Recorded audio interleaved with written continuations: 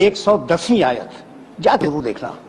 وَإِذْ تَخْلُقُ مِنَ الطِّينِ كَهَيْئَةِ الطَّيْرِ بِإِذْنِي فَتَنفُخُ فِيهَا فَتَكُونُ طَيْرًا بِإِذْنِي وَإِذْ تُبْرِئُ الْأَكْمَحَ وَالْأَبْرَصَ بِإِذْنِي وَتُخْرِجُ الْمَوْتَى بِإِذْنِي. اس پڑھے لکھے مجمع میں اذن کا ترجمہ کرنے کی ضرورت نہیں ہے. اذن کے معنی اجازت. ٹھیک ترجمہ کروں.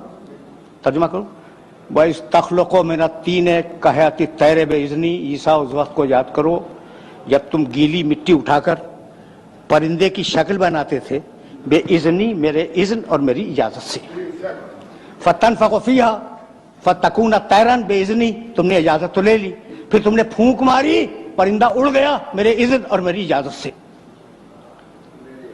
بڑا نبی ہے, صاحب شریعت, حضرت عیسیٰ علیہ السلام صاحب شریعت اولو العزم, اور آج تک زندہ ہے, چوتھے آسمان پہ. وَإِذْ تُبْرِئُ الْأَكْمَحَ وَالْأَبْرَصَ بِإِذْنِي.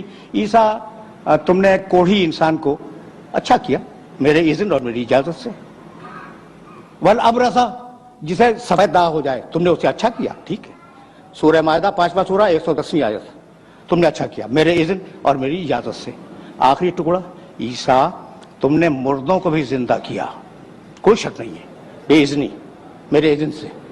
اتنا بڑا نبی اپنی مرضی سے کام نہیں کر سکتا, قدم قدم پہ اذن مانگنے کا محتاج ہے.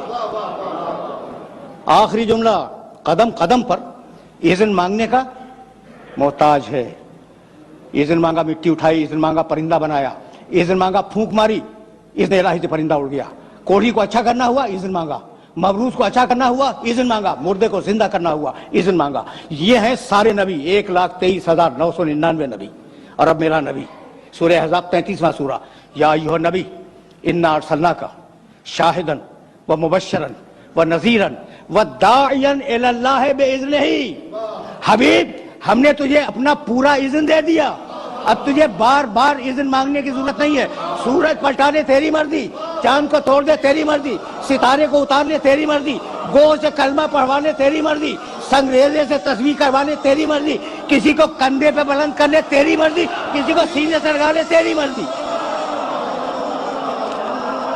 وآخر دعوانا ان الحمد للہ رب العالمین.